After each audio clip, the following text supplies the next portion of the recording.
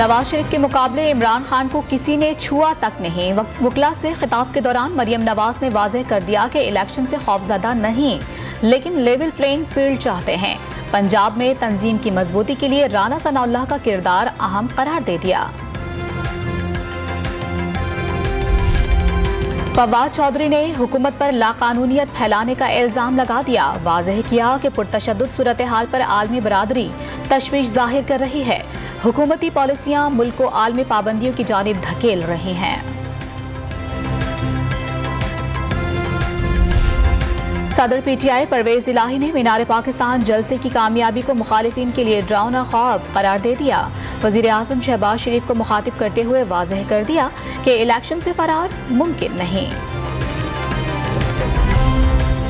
और रमजान मुबारक में महंगाई पर हुकूमत सिंध को होश आ गया। मुर्तज़ा वहाब की कीमतें चेक करने के लिए जिला जुनूबी और कैमाड़ी की मार्केट्स के दौरे, जायद कीमत पर अशिया फरोख्त करने वालों पर जुर्माने आयद किए, गिरफ्तारियां भी हुई।